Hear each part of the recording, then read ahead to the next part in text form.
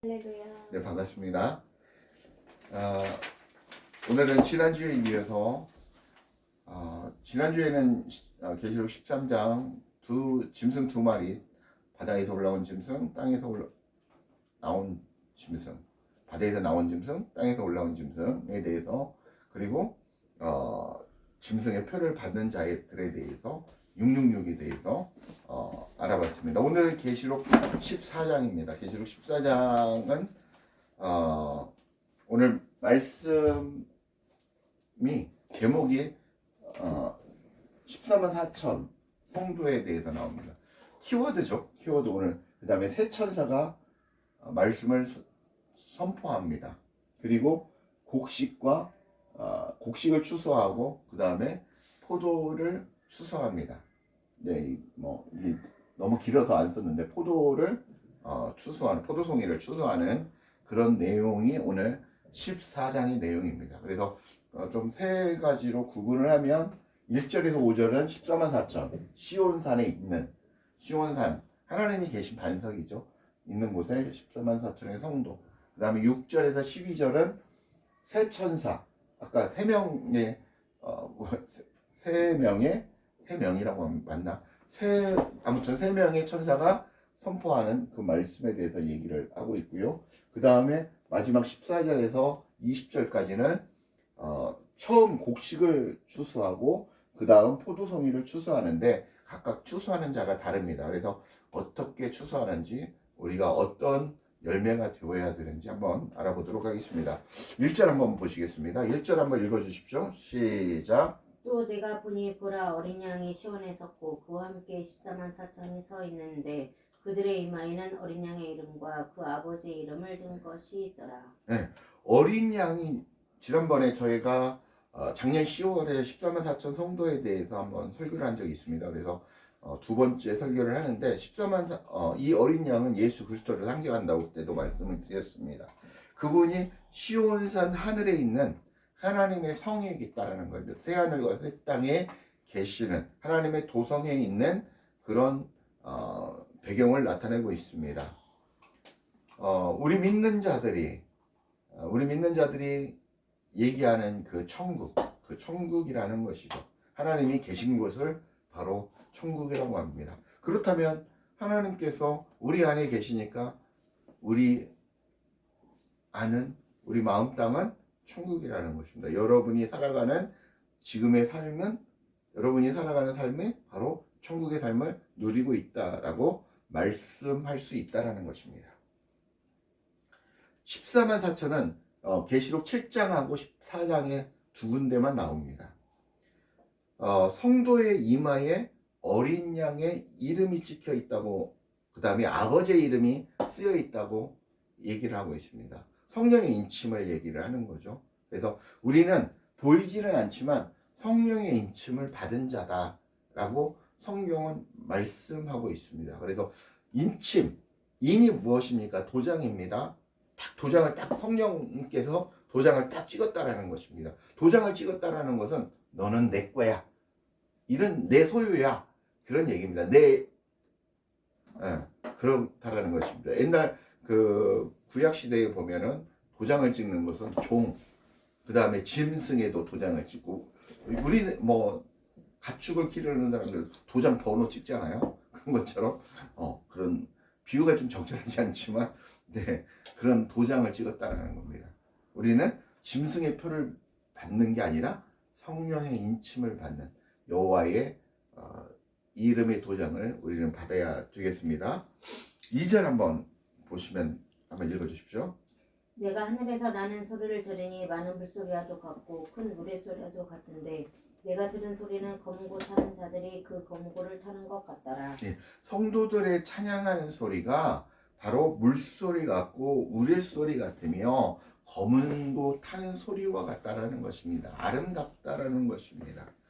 그래서 우리들의 역할은 믿는 자들은 천국에 가면 이 검은고처럼 찬양을 하고 기쁘게 찬양을 하는데 막 심각하게 우울하게 찬양을 안 하지 않습니까? 신나고 막 우리가 춤을 추고 이렇게 노래를 할 때는 기쁘고 신나잖아요. 그런 것처럼 신명나게 신나게 즐겁고 기쁜 마음으로 찬양하게 된다는 얘기입니다. 3절 한번 읽어주십시오.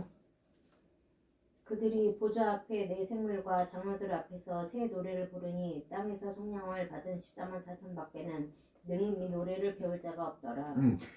하나님을 찬양하며 하나님을 경배하고 이렇게 찬양할 수 있는 사람은 우리 믿는 성도들, 우리 교인들 뿐이 없다라는 것입니다. 다른 이들이 찬양할 수 없다라는 것입니다. 바로 우리는 하나님의 찬양대로서 우리가 부를 수 있는 노래는 승전가의 노래, 하나님 승전가의 노래, 그 다음에 하늘 군대로서의 출전가의 노래, 그 다음에 주님을 찬양하는 노래, 이런 노래들을 부른다라는 것입니다. 4절 한번 읽어주십시오. 이 사람들은 여자와 더불어 더럽히지 아니하고 순결한 자라. 어린 양이 어디로 인도하든지 따라가는 자며 사람 가운데에서 속량함을 받아 처음 익은 열매로 하나님과 어린 양에게 속한 자들이니. 네, 그때도 말씀드렸지만 이 14만 4천의 조건에 대해서 얘기를 하고 있죠. 조건에 대해서 첫 번째 나오는데 그게 어떻게 나옵니까? 여자와 더불어 더럽히지 아니했다라고 얘기를 하죠. 여자와 더불어 더럽히지 않았다라고 얘기를 하는 거죠. 여자가 누굽니까? 음녀죠, 음녀. 음녀는 누굽니까? 대표하는 게 마귀, 사단의 세력을 얘기를 하는 거죠. 그러니까 결론은 여자와 더불어 더럽히지 않았다는 것은 무엇입니까? 순결을 하다, 정절을 지킨 자다라는 거죠. 그러면 결론은 이 순결하고 정절을 했다는 것은 믿음을 지킨 자, 믿음을 지켰다라는 거죠. 그러니까 이 믿음을 지켰다라는 것은 우상을 숭배하지 않았다라는 것이고 세상을 사랑하지 않았다라는 것입니다. 그 얘기입니다. 그리고 두 번째 조건이 나오는데 뭐죠? 한번 읽어보시면 어린 양이 어디로 가든 인도하던 대로 따라. 순결한 자라. 그 다음에 어린 양이 인도하든지 따라가는 자다. 그 두 번째 조건은 뭐냐면 어린 양의 인도대로 순종하는 자다라는 그런 겁니다. 그죠? 우리는 어린 양이 인도하는 대로 따라가야 된다라는 것입니다. 그게 불구덩이가 되든 그게 어떤 곳이든 우리가 따라가는 자가 바로 어린 양에 속한 자다. 이렇게 말할 수 있습니다.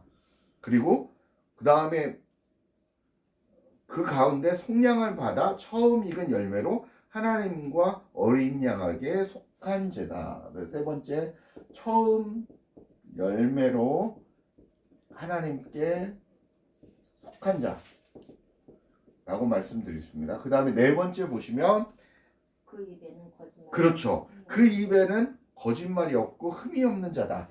그 입에 거짓말이 없고 거짓이 없고 흠이 없는 자, 순결한 자, 이런 그다음 뭐 흠이 없다 하면은 그런 흠이 없다면 뭐 다 아시니까. 그러니까 성도들의 자격은 첫째 음료로부터 순결한 자고 우상 숭배나 배도나 배교하지 않은 자였습니다.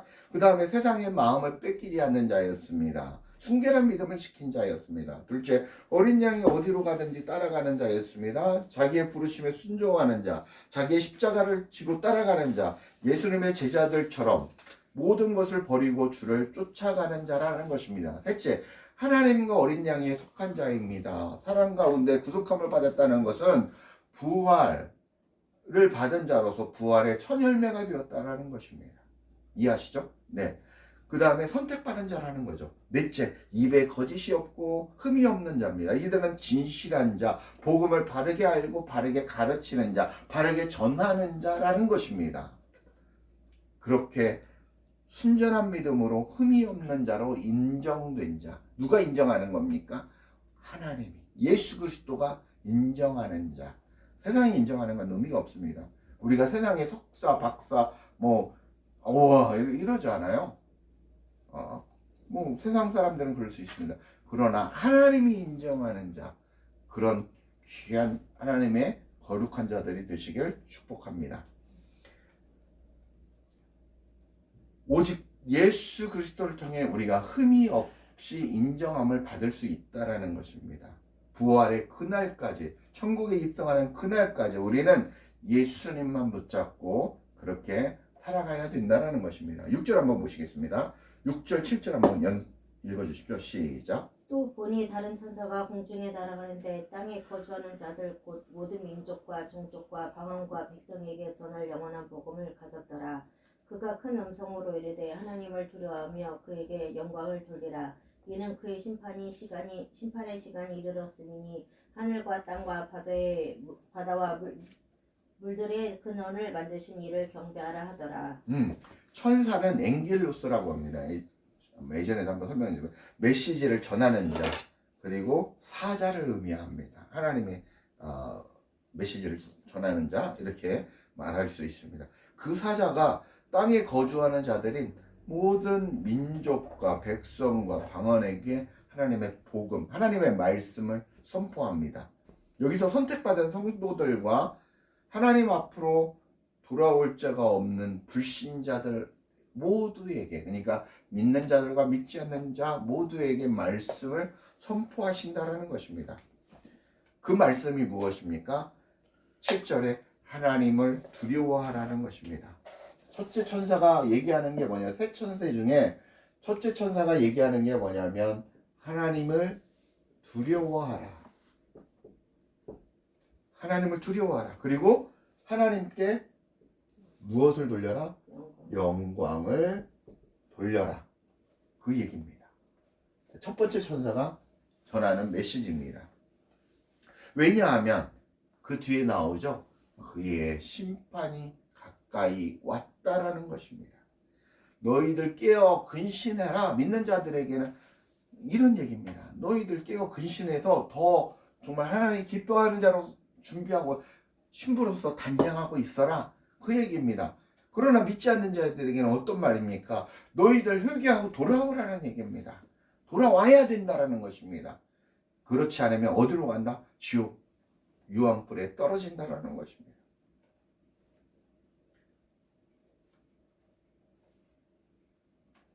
둘째 천사가 그 다음에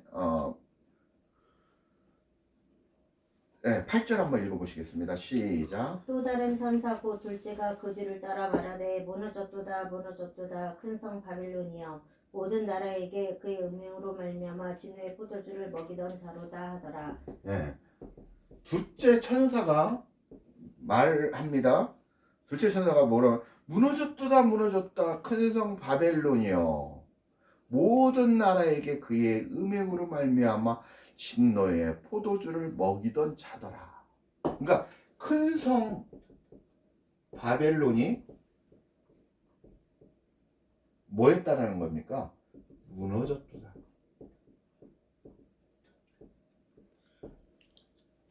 큰 성 바벨론이 무엇입니까? 세상의 힘, 세상의 권력, 세상의 부귀, 물질, 과학, 문명, 이런 모든 문화, 이런 것들이 무너졌다라는 것입니다. 세상 나라를 뜻합니다. 바벨론은 세상의 모든 나라가 하나님을 배도하고 배교하고 거역함으로 우상을 섬겼다라는 것입니다. 바벨론은 그것을 상징하는 것입니다. 하나님을 사랑하지 않고 세상을 사랑했다라는 것입니다. 이를 진노의 포도주를 먹었다라고 말씀하고 있는 것입니다. 9절 한번 보시겠습니다. 또 다른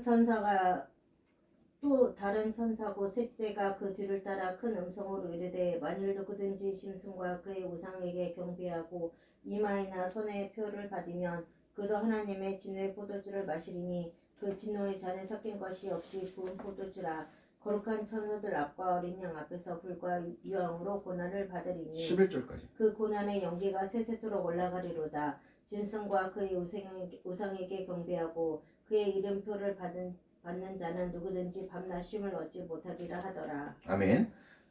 셋째 천사가 또 선포합니다. 이제 단계가 높아지는 거죠. 세지는 거죠. 천사들이. 이제 왜 그러냐면 다급하다라는 거죠. 그러니까 너희들이 하나님 두려워 하나님의 영광을 돌려라. 그 다음에 큰 성 바벨론이 무너졌다 반복해서 세게 얘기합니다. 그 다음에 세 번째 천사가 또 나와서 너무 리얼하게 앞으로 되어질 일에 대해서 얘기하고 있다라는 것입니다. 9절부터 11절까지는 이 세 번째 천사가 큰 성 바벨론이 무너졌다라고 하면서 짐승의 표를 받은 자, 그죠? 짐승의 표를 받은 자, 그리고 우상을 섬긴 자, 그 다음 배도한 자들 모두 불과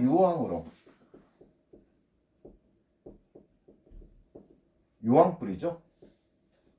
유황으로 고통을 받는다라는 것입니다. 영원토록 지옥에서 유황불에서 고통을 받는다라는 것입니다. 그래서 우리는 어떠한 상황 속에서도 믿는 자들은 믿음을 지켜야 된다라는 것입니다. 목에 칼이 들어와도 순교하더라도 그런 죽으면 죽으리라는 믿음을 가지고 마지막 때를 살아가는 이 어려운 시기를 살아가는 우리 믿는 자들은 그런 마음가짐으로 살아가야 된다는 거예요. 세상 것으로 순교하지 마시고요. 하나님의 절대적인 믿음을 위해서 복음을 위해서 순교하셔야 된다는 것입니다. 우리는 많은 의로운 분들이 있습니다. 나라를 위해서 순교할 수도 있고요. 죽을 수도 있고요.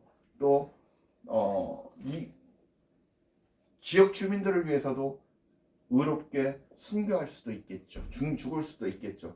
그러나 그보다도 더 하나님이 기뻐하시는 죽음은 바로 복음을 위해서 믿음을 지키기 위해서 순교하는 믿음이다라고 말할 수 있습니다.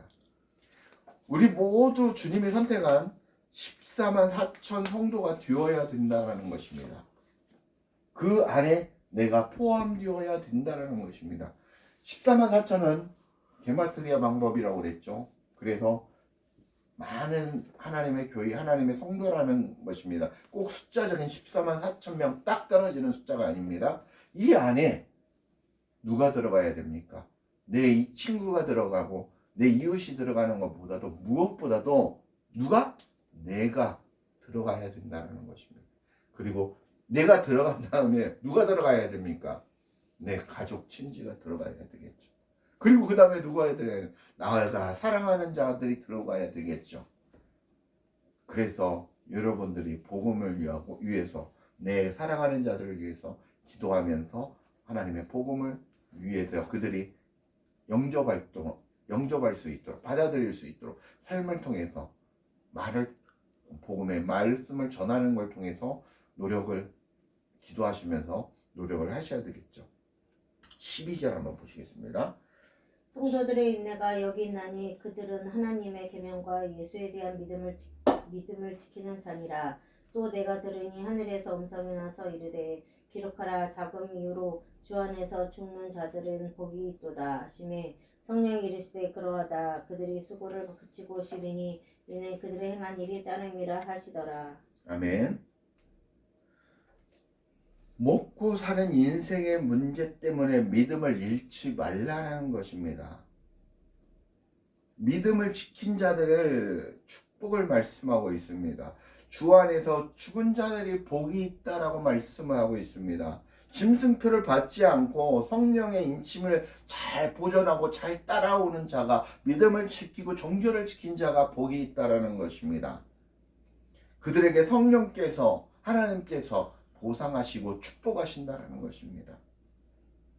계시록 22장 12절에는 보라 내가 속히 오리니 내가 줄 상이 내게 있어 각 사람에게 그가 행한 대로 갚아 주리라 라고 말씀하고 있습니다.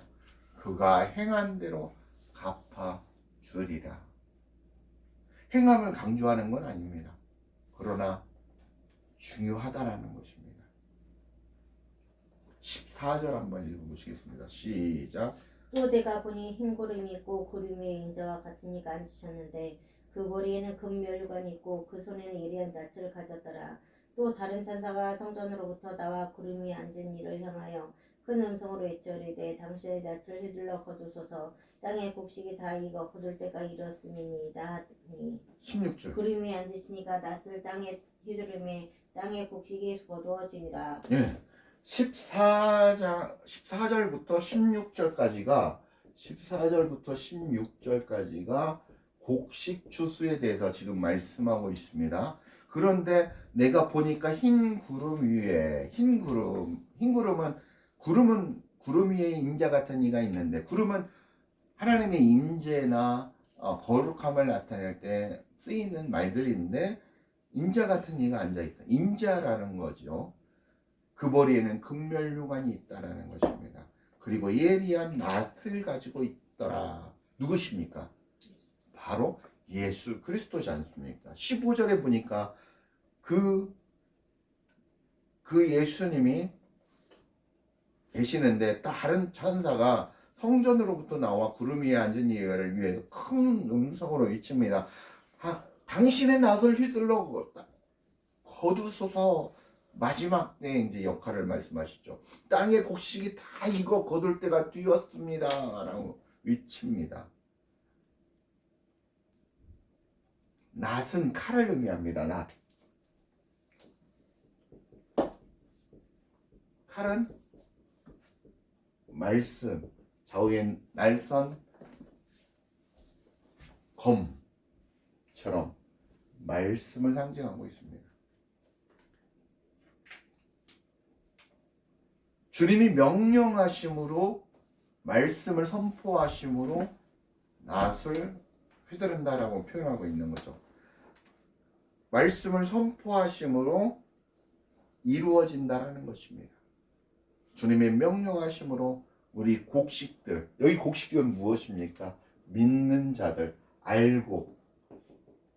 여러분은 쭉정이가 아니라 알곡이 되셔야 된다는 것입니다. 알곡과 쭉정이를 구분하시고 곡식과 가라지를 구분하셔서 거두시는 장면입니다. 여기서 예수님의 생각 예전에 말씀에 요한복음에 그 말씀이 13장에 나오는데요.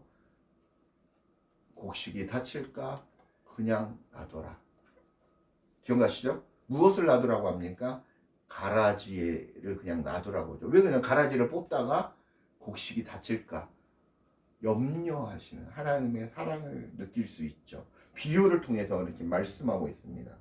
그런 것처럼 사랑하셔서 지켜보고 계시다가 곡식을 거두는 장면입니다. 여러분은 주님의 손에 걷어주시는 알곡이 되시길 축복합니다. 19절에 요한 17절 18절 한번 읽어보십시오. 또 다른 천사가 하늘에 있는 성전에서 나오는데 역시 예리한 낫을 가졌더라. 또 불을 다스리는 다른 천사가 제단으로부터 나와 예리한 낫을 가진 자를 향하여 큰 음성으로 불러 이르되 내 예리한 낫을 휘둘러 땅에 포도송이를 거두라. 그 포도가 익었느니라 하더라. 네. 19절. 천사가 낫을 땅에 휘둘러 땅에 포도를 거두어 하나님의 진의 큰 포도주 틀에 던지니 성 밖에서 그 틀이 밟히니 틀에서 피가 나서 말 굴레까지 닿았고 1600사디온에 퍼졌더라. 네. 여기 보면은 이제 그 다음에 지금 포도송이를 거두는 장면이 마지막 절 17절부터 20절까지 나옵니다.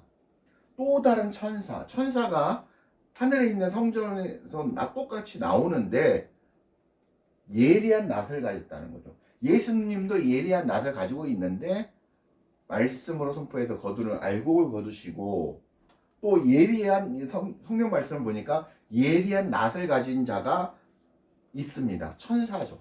예리한 낫을 가진 포도송이를 거두는 자는 천사입니다. 곡식을 거둔 자는 누굽니까? 예수 그리스도죠. 말씀을 통해서 보니까. 예. 그리고 불을 다스리는 자가 나옵니다. 그죠? 그러니까 이건 무엇을 상징하면 결론은 지옥으로 데려가려고 이제 준비를 하고 있다라는 거죠. 이 천사의 역할은 불을 다스리는 자를 다 지옥으로 대선을 그냥 끌고 가서 형벌을 주는 역할을 하는 담당을 맡은 큰 천사장이라는 거죠. 그러니까 얘기를 하고 있는 겁니다. 그래서 포도송을 그 다음에 천사가 낯을 휘둘러 그러니까 이제 그 음성을 듣고 하나님의 명령에 그 천사가 낯을 휘두릅니다. 낯을 휘둘러서 땅에 포도송이를 거두는 장면이죠. 그런데 19절 하반절에 보면 땅에 포도를 거두어 하나님의 진노의 큰 포도주 틀에 던짐에 이 포도를 거두는데 이 포도송이는 뭐냐? 들포도라는 거죠. 들포도. 포도주. 근데 이 들포도를 어디에 던집니까? 포도즙 틀. 포도즙 틀에 던져서 짜는 거죠. 그러니까 지옥의 불유황불에 던지기 전에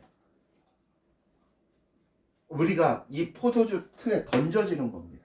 우리의 영혼이 우리의 육신과 그때 육신도 부활한다고 성경이 예를 들어서 또 다른 모습으로 부활해서 던져진다는 거죠. 믿지 않는 자들도 던져져서 우리 착즙비처럼 짜진다라는 거예요. 얼마나 고통스럽겠습니까? 네.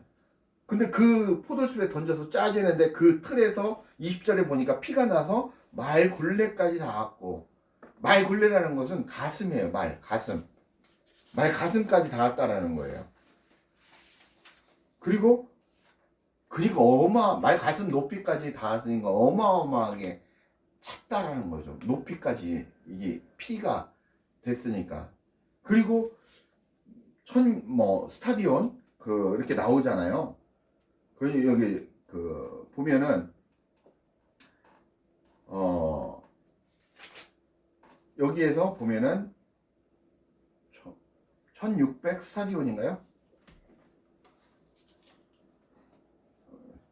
1600 스타디온. 예, 1600 스타디온이라고 나오잖아요. 여기 이제 한 스타디온은 192m라고 나오잖아요. 그러니까 한번 계산해 보세요. 계산기 한번 돌리면 192m 곱하기 1600. 예, 1600. 그러니까 이 피가 192m 곱하기 1600을 하면 얼마가 나옵니까? 30만 7200m.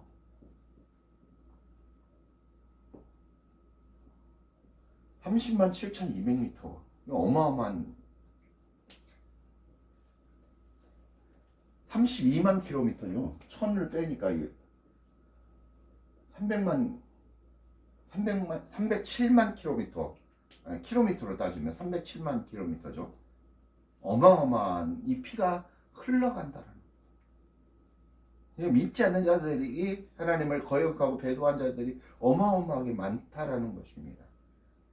그리고 잘 믿다가 배교하고 예수님을 떠났다라는 거죠. 첫사랑을 버렸다라는 거죠. 이런 자들이 여기에 포함된 자들이라는 것입니다. 죄가 이 땅에 관영할 때가 바로 심판의 때입니다. 성경을 통해서 보니까 지금도 죄가 많이 관영했죠. 그러니까 요즘 또 에이즈 다음으로 원숭이들 통해서 나오는 게 뭐냐면 원숭이 포도창 요즘 새로운 질병이 또 나온다고 하잖아요. 그게 남성의 동성연애를 통해서 나온다고 얘기합니다. 그러니까 그게 요즘 번지고 있다라는 겁니다. 이게 죄가 관영하는 각 나라가 동성애를 합법적으로 인정하잖아요. 그러니까 이게 관영하는 거죠. 그리고 법으로 그걸 인정하고 동성애를 인정하면 줄에 서는 것도 목사님 줄에 서주세요. 의도적으로 가가지고 줄에 서주세요. 나는 줄에 설 수 없습니다 라고 하면 고발해가지고 벌금 물거나 감옥에 간다는 거죠. 그런 심각한 현상들이 우리나라에도 머지않아 벌어질 수 있다는 거죠. 지금 그런 것들을 통과시키려고 하는 세력들이 있다라는 거죠. 공산주의 세력들, 무슨 정당들, 예, 또 무슨 동성연애자들, 소수, 그들을 나쁘다고 얘기하는 게 아니라 소수가 어떤 잘못된 것을 그것을 합법적으로 인정하는 것까지는 좋으나 그걸 통해서 많은 사람들이 피해를 보고 하나님이 말씀하신 안 된다라고 하는 것을 그런 것들을 교회가 인정하게 한다는 것은 잘못된 것이다라는 거죠. 좀 많이 벗어났는데 아무튼 그렇다라는 거예요. 죄가 관영하는 게 심판의 때라는 것입니다. 그러니까 마지막 때는 죄가 차고차고 찼을 때, 목구녁 갔을 때, 아구까지 이르렀을 때가 우리가 심판받는 날이라는 거죠. 물이 포도주로 변하는 때가 언제입니까? 6 광주리에 아구까지 찼을 때, 하인들이 채웠을 때, 그 포도주로 변하는 듯이 우리가 마지막 때는 바로 죄가 더 이상 넘칠 때, 차고 넘칠 때, 그때가 하나님이 심판의 날이다. 이렇게 보시면 되겠습니다. 말씀 맺겠습니다. 우리는 죄악이 관영한 이때에 살고 있습니다. 이때가 마지막 때인지 심판의 때인지는 잘 모르겠습니다. 그러나 많이 가까이 왔다라는 것은 저와 여러분들이 너무나 잘 느끼고 있다라는 것입니다. 머지않아 심판의 때가 가까이 올 것이라는 것입니다. 우리가 말씀을 통해서, 환경을 통해서, 정치와 문화 모든 것을 통해서 느끼고 있습니다. 이때 우리는 주님의 말씀으로 바르게 서 있어야 된다는 것입니다. 믿음을 지켜서 점도 없고 흠도 없는 그런 존재로 하나님의 거룩한 신부로서 우리가 단장하고 있어야 된다는 것입니다. 그런 거룩한 교회가 되셔야 된다는 것입니다. 하나님이 기뻐하시는 이 알곡이 되셔야 된다는 것입니다. 세상과의 전투에서 이겨 승리하셔야 된다는 것입니다. 여러분들은 믿음을 절대 떠나지 마시기를, 배도하지 않고 배교하지 않는 그런 순전한 삶, 그리고 믿음을 지키는 삶, 예수님만을 부여잡고 예수님만을 바라보는 그런 거룩한 하나님의 백성들이 되시길 축복합니다. 기도하시겠습니다. 하나님 감사합니다. 오늘 요한계시록 14장을 통해 하나님 참으로 두렵고 떨림으로 하나님 말씀을 상고했습니다. 우리가 주님을 사랑하게 하시고 믿음을 지킬 수 있도록 저와 우리 성도들과 유튜브를 보는 많은 백성들에게 하나님의 사랑으로 은혜로 함께하여 주옵소서. 감사드리며 주 예수 그리스도 이름 받들어 간절히 기도합니다. 아멘.